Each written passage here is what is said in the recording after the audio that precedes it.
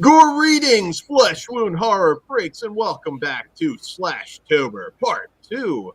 I am Daniel Shine, joined by producer Todd Loya, Good evening. Pugs Dread, Namaste. and Mike Kruger. What's up, you sick motherfuckers? So tonight, our tournament continues, and for those of you just joining us, Kruger, tell them how the tournament works. So what we do for our Slashtober special is rate and review a slasher film, and then at the end of the episode, we will add that movie to a list compiled from our previous episodes, and from there, we will vote and eliminate one slasher from that list, leaving us with our top three slashers, aka our three final girls. So Todd, why don't you tell us what our final girl list is so far and what we are reviewing tonight? All right. Thank you, Kruger. Okay, so up for elimination is Slumber Party Massacre, Evil Dead Trap, and Eyes of a Stranger. Sorry, left that one out. And up for elimination, The Night is Hell Night. So far eliminated is Edge of the Axe, Just Before Dawn, Charlie's Farm, Skinner, He Knows You're Alone, and Babysitter Massacre. So Dan, why don't you tell us about Hell Night? All right, so Hell Night is a 1981 horror film from director Tan de Simone, and in this one, as an initiation rite into Alpha Sigma Rho fraternity, 4 pledges must spend a night in Garth Manor, 12 years to the day that the previous resident murdered his entire family. Two of the pledges, Marty and Jeff, ignore the rumors that the now deserted mansion is haunted by a crazed killer until one by one members of their group mysteriously disappear. Could this be part of a fraternity prank, or is a demented former tenant seeking revenge? There we go. So Kruger, what did you think of Hell Night? Another one from that magic year of 1981. Yeah, so this was a first time watch for me. This has been on my list for a while, and I just for some reason never pulled the trigger. First thing I'll say is the soundtrack was fucking awesome. It totally reminded me of like a Friday the 13th score. And I thought it was great. I really liked the dialogue in the movie too. There was some really good one-liners and some nice banter between the college kids that I found pretty funny. Character-wise, I love Linda Blair's character as Marty. Not only is she just absolutely stunning anytime she was on the screen, but I also really liked her character's independent, take no shit attitude. I also enjoyed the stereotypical 80s college kids we got as well. I definitely enjoyed watching some of them get killed too, which is always good. Andrew, the slasher in this movie, was fucking awesome. He had a great backstory to him with having, his father massacre his family. And I really liked his hulking presence on screen. And the makeup effects they had for his deformed face looked really cool too. As far as the story, I loved watching, the whole 4 friends locked in a spooky haunted house with a killer on Halloween story going. The setting of the creepy house just added to the atmosphere of the film a lot. And once the slasher elements started rolling in, Andrew just starts murdering fools left and right. The movie really never lets up. And there's actually some solid scenes of tension sprinkled in there as well.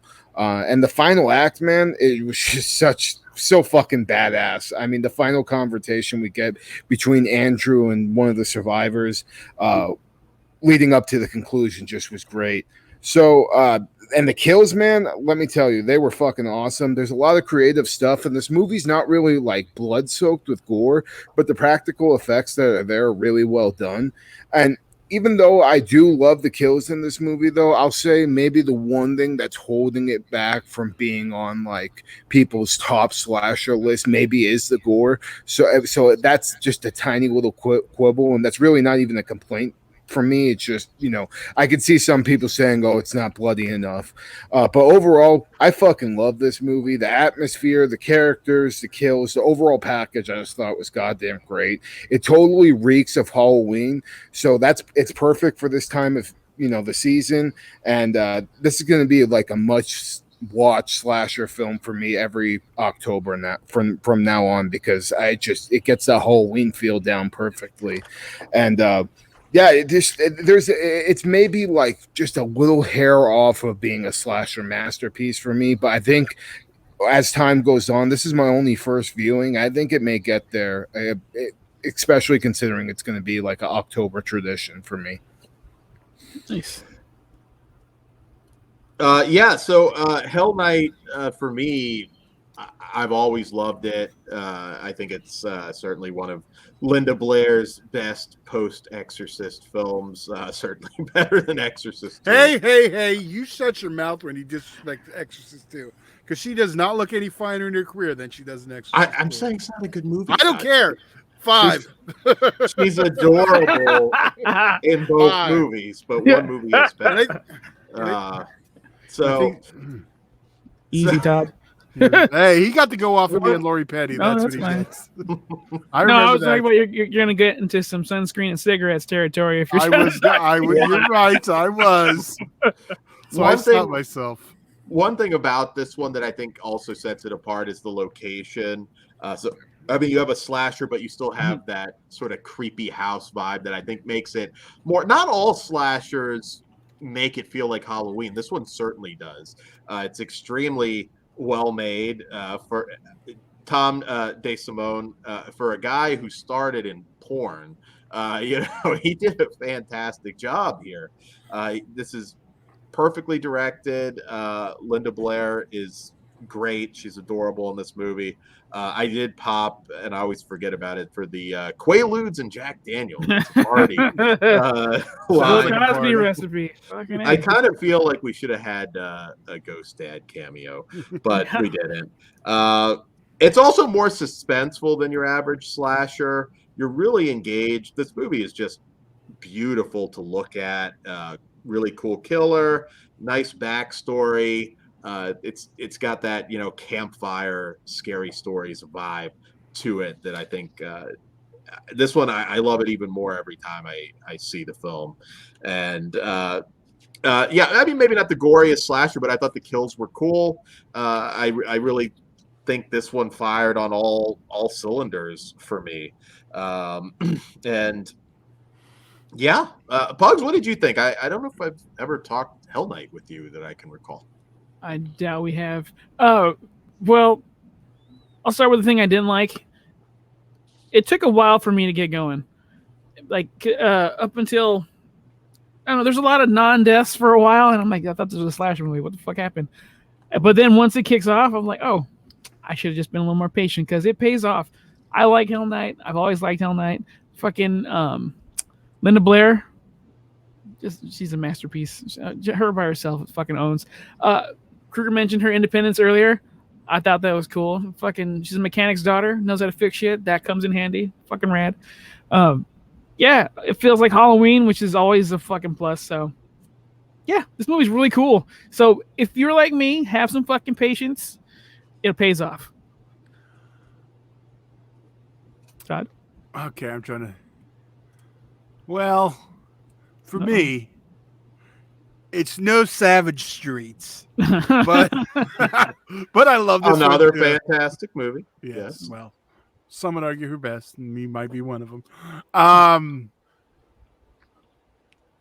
See, I got lost. I'm thinking about Savage Streets. No, I love Hell Night too. It's one of those that I remember how excited I was when the Blu-ray finally got announced, because this was stuck on DVD for years and years and years. Highly requested title. Yeah. It looks great. The movie, it holds up. I mean, that oozing Halloween that's already been mentioned. Also, trivia: the house exteriors were shot in Redland, California, so the house actually exists still. And the interior was somewhere in LA, though. They shot the inside there, out here. But who wants to go to Redlands, right? I do. Location tour next time we're done. Nerd. Yeah, I put it like this. I pass by Redlands when I'm going to Arizona. It's not going to be... Yeah, you better find something cool out there to do besides go to the house in Redlands. We'll go to Roosevelt. Don't worry about it. Yeah, I think this really, again, it's probably the best looking maybe slasher. I mean, the of the era, because that house just added so much. It makes it feel so much bigger in scope, and it's a movie I could recommend even to non-slasher fans because it's got that old dark house thing going for it too. So I think that really does make it quite special. And also Vincent Van Patten in here, really good cast. Everybody kind of plays their roles perfectly. What's the blonde lady's name? The second lead actress. It's escaping me right now. I think Jenny Newman. Was that Jenny Newman? I'm not sure, but she was fucking awesome too. She's a highlight right under Linda Blair for me. Mm-hmm. Yeah, Linda Blair. I mean, it's a shame that she didn't become a bigger star. I mean, although she was for a time. I was gonna say, yeah, but she got Rick James, so she was a pretty goddamn big deal.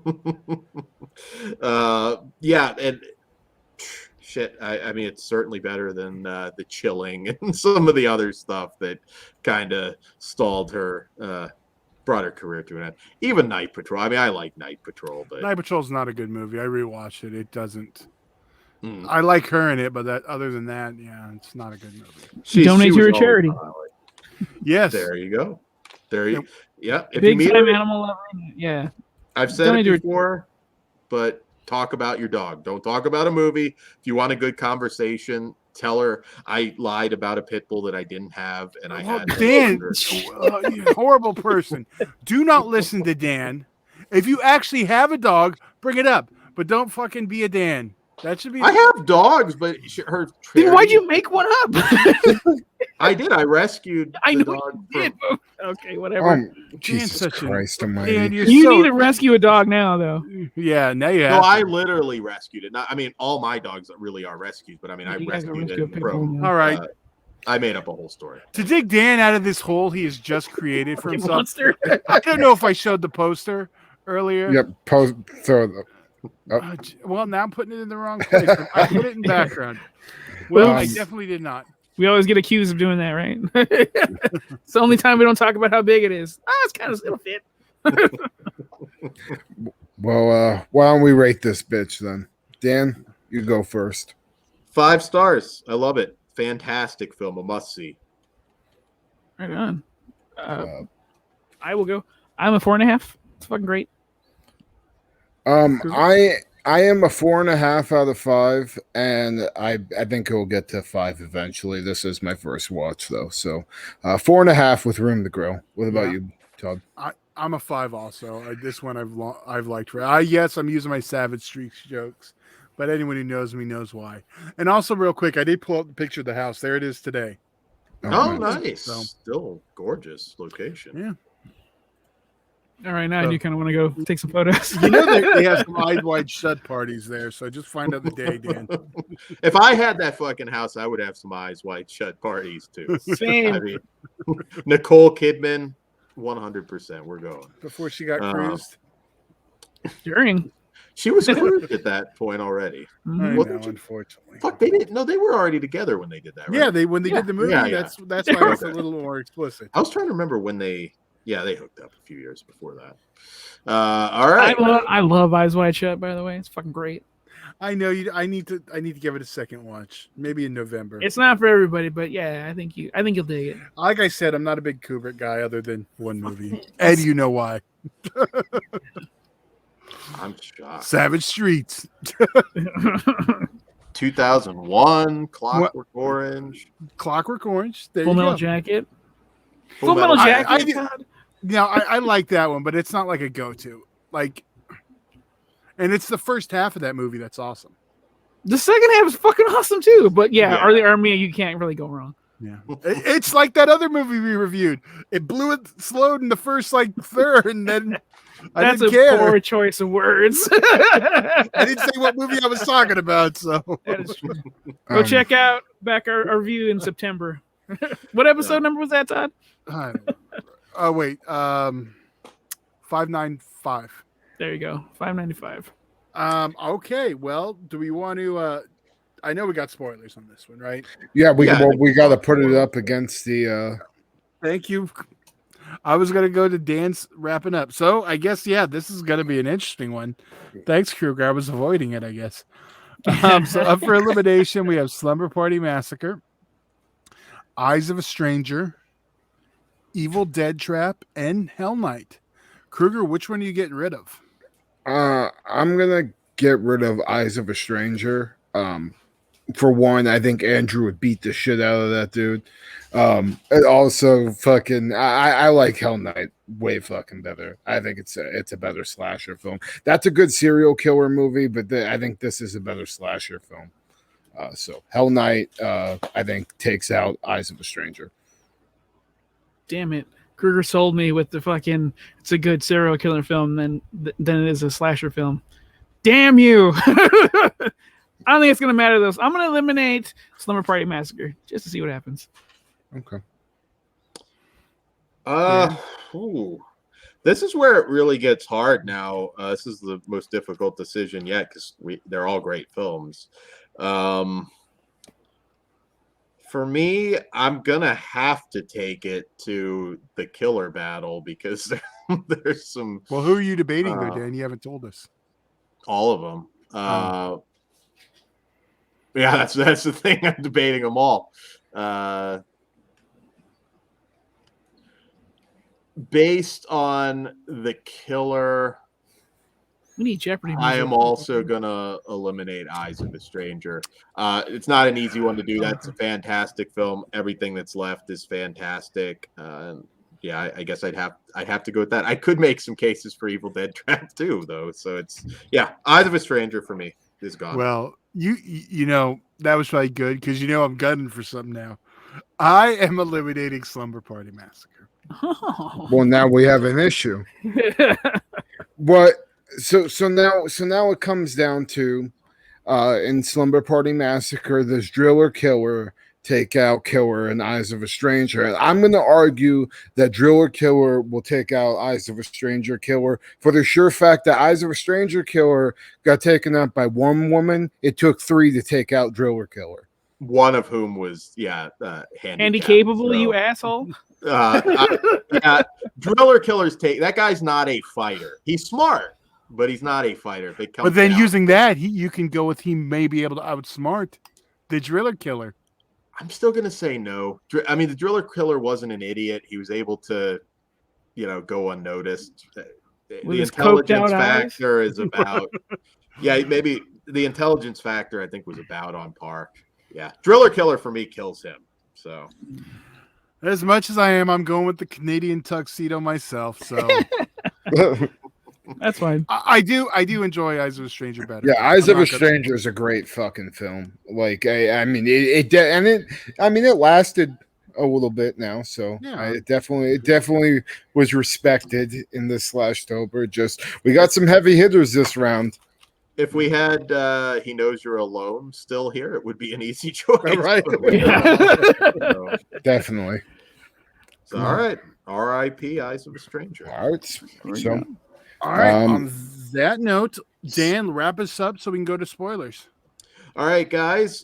Be sure to check out all our other SLASHTOBER Part 2 entries. Also, go back. Remember, we got SLASHTOBER from last year as well. That'll be a great watch. /Miss, of course. So you got plenty if you enjoy this. And also Horror Cartel Flesh Wound Radio Facebook group, Flesh Wound Radio on Twitter, and you can follow us separately as well. We are on Discord, Twitch, TikTok, all that good stuff. Patreon.com/FleshWoundFeatures. And FleshWoundFeatures.com. All right. Well, if you don't want to get spoiled, time to get the hell out of here. Let's go to spoilers.